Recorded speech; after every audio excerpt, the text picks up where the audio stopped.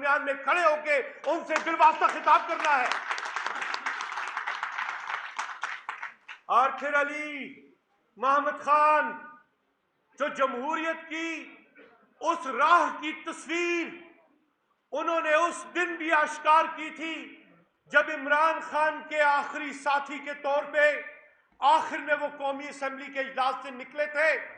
جب خان صاحب نے حکومت چھوڑ دی تھی، جو نقوش انہوں نے مرتب کیے، اب دوبارہ آ کے اسی قومی اسمبلی میں جو انہوں نے خطاب کیا، جو انہوں نے ٹون سیٹ کی، وہی ٹون در حقیقت اس ریاست کے آئندہ مسائل کا حل ہے. اور پھر محترم شعیب شاہین جو کریا کریا گلی گلی جا رہے ہیں، اور محترم شاداب صاحب نے جو ویژن دی تھی سینٹرل ورکنگ کمیٹی کے پہلے اجلاس میں کہ 2 باتیں ہوں گی. نمبر 1، جو لائرز ہیں وہ فور فرنٹ سے لیڈ کریں گے، اور نمبر 2، ہمارا فوکس رول آف لا کے لیے ہوگا. آج یہ دونوں باتیں پورے ملک کی سیاست کا ایک مطمع نظر بن گئی ہیں. مجھے معلوم ہے کہ میں وکلاء سے خطاب کر رہا ہوں، میں آگاہ ہوں کہ یہاں پہ خواتین بھی موجود ہیں، حضرات بھی موجود ہیں، لیکن اے لوگوں، آج تم کو میرے ساتھ سوچنا ہے کہ میں اور تم اس ملک میں رہتے ہیں جہاں شاید اسی شہر قائد سے اٹھ کے لیاقت علی خان وہاں پہ جا کے راول پنڈی میں قوم سے خطاب کر رہا تھا تو اسے شہید کر دیا گیا. تم لوگ اسی شہر میں، اسی سندھ میں آباد ہو کہ جس کی نمود سے ذوالفقار علی بھٹو اٹھا اور یہاں پہ شہید کر دیا گیا. تم لوگ وہی لوگ ہو کہ تمہارے درمیان میں بے نظیر بھٹو اٹھی اور انہیں شہید کر دیا گیا. آزادی جمہور کی صدا کو بلند کرنے والے یہ لوگ کیا اس انجام کے مرتکب تھے؟ میرے بچے کیا اس لیے پیدا ہوئے کہ وہ مکروز بن کے دنیا کے غلام بنیں گے؟ کیا میرے بیٹے اپنے بچوں کو مکروز پاکستان، غلام پاکستان، جرم اور بربریت میں پلنے والے پاکستان کے حوالے کریں گے؟ کیا میرا ملک جو لا الہ الا اللہ کے نام پہ بنا ہے، کیا میرا ملک کافرستان شمار ہوگا؟ کہ آزادی تو مجھے اللہ نے دی ہے، اور پھر محمد عربی نے تو راہ دکھائی ہے.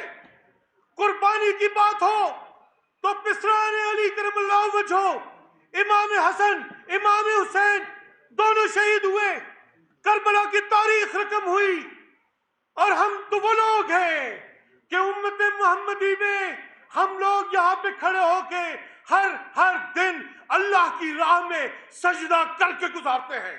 اور پھر غلامی ہمیں قبول نہیں، اس لیے کہ سلطان ٹیپو کہتا تھا کہ شیر کی 1 دن کی زندگی گیدڑ کی 100 سالہ زندگی سے بہتر ہے. اور عمران خان بھی کہتا تھا کہ جو بات وہ شخص کرتا تھا وہ ٹھیک کرتا تھا.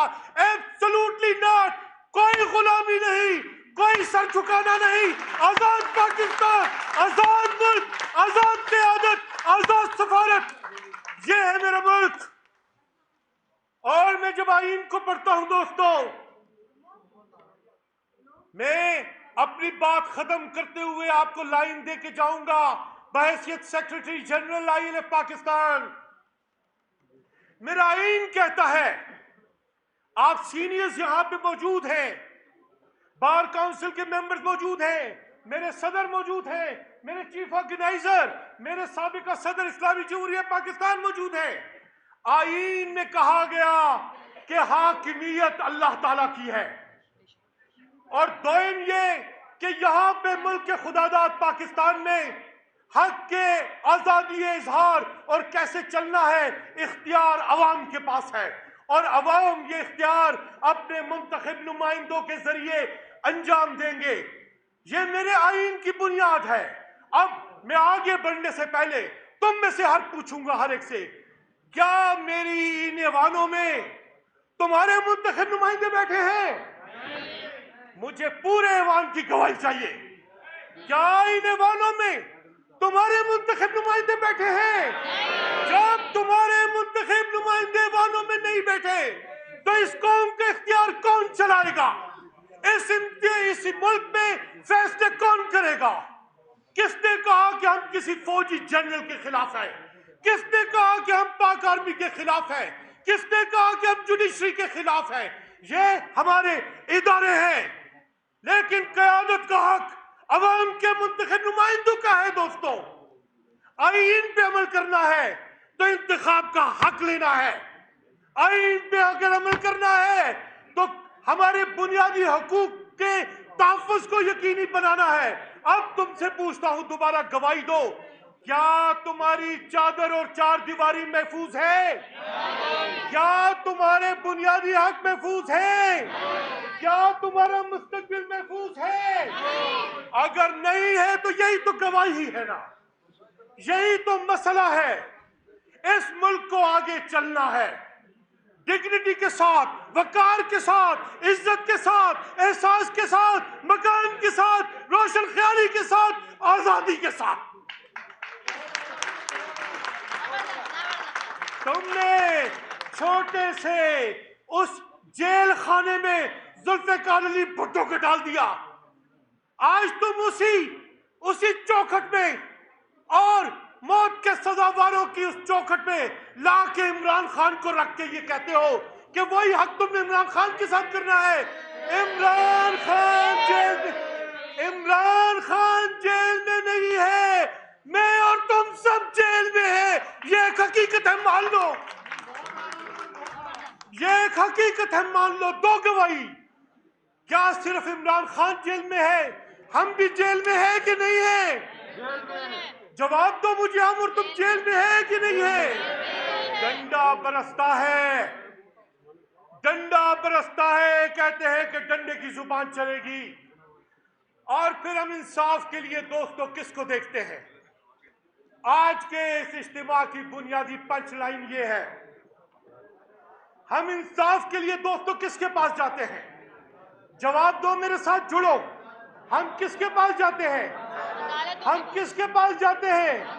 لیکن 6 ججز نے خط لکھا ہے اسلام آباد ہائی کورٹ کے کہ جناب بہت مداخلت ہے، ہم بیڈ رومز میں ہمارے کیمرے لگے ہوئے ہیں. تو جن ججز نے تمہارا فیصلہ کرنا ہے انہوں نے لیٹر لکھ کے بتا دیا. دوستو ذرا اطمینان سے دوستو، سپریم کورٹ نے ساری ہائی کورٹ سے جواب طلب کیا کہ آپ بتاؤ. ساری ہائی کورٹ نے کہا ہے، آپ کی سندھ ہائی کورٹ نے بھی کہا ہے کہ جناب مداخلت ہوتی ہے، ہمیں کام نہیں کرنے دیا جاتا. ہماری کے پی کی جوڈیشری نے کہا کہ ہمیں تو یہ لوگ جا کے افغانستان سے بھی، فارن کنٹری سے بھی دھمکیوں کے فون کرتے ہیں. یہی بات تمہارے پنجاب نے کہی، یہی بات تمہارے بلوچستان نے کہی. تو انصاف کو مانگنے میں کہاں جاؤں گا؟ ایک انصاف کا پتھر بھی تو ہوتا ہے، مگر ہاتھ میں تیشہ زر ہو تو وہ ہاتھ آتا ہے. اور محترم نقوی صاحب نے تو بات کر دی، دار کی ٹہنی سے بالا فکر کی قامت لگے. دار کی ٹہنی سے بالا فکر کی قامت لگے، ہونٹ ہو سکرات کے تو زہر بھی امرت لگے. اور اب میں آپ کو بتاؤں کہ ہم اس علی پل صاحب، محترم سیکرٹری جنرل صاحب بھی موجود ہیں، جاتے جاتے ایک بات آپ سے کر دوں. دوستو میں آپ کو مبارکباد دیتا ہوں، آپ سب کو پوری توجہ چاہتا ہوں، خاموشی کے ساتھ پوری توجہ چاہتا ہوں، پوری توجہ چاہتا ہوں. میں آپ کو مبارکباد دیتا ہوں. آپ نے تو جوڈیشل موومنٹ چلائی، افتخار چودھری اور ان کے ہم نواؤں کو بحال کرنے کے لیے، انڈیپینڈنس آف جوڈیشری کے لیے چلو گے.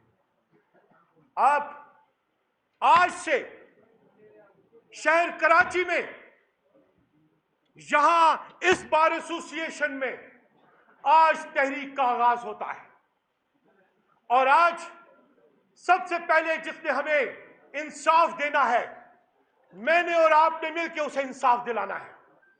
ہم نے اپنی جوڈیشری کو آزاد کروانا ہے۔ بولو، آپ اس کے لیے تیار ہو؟ تیار ہو تو ہاتھ اٹھا کے گواہی دو، اللہ کی عدالت میں پیش ہوتے ہوئے گواہی دو۔ اور جب تم نے یہ گواہی دی تو صداقت اپنی زبان سے دو، انصاف کو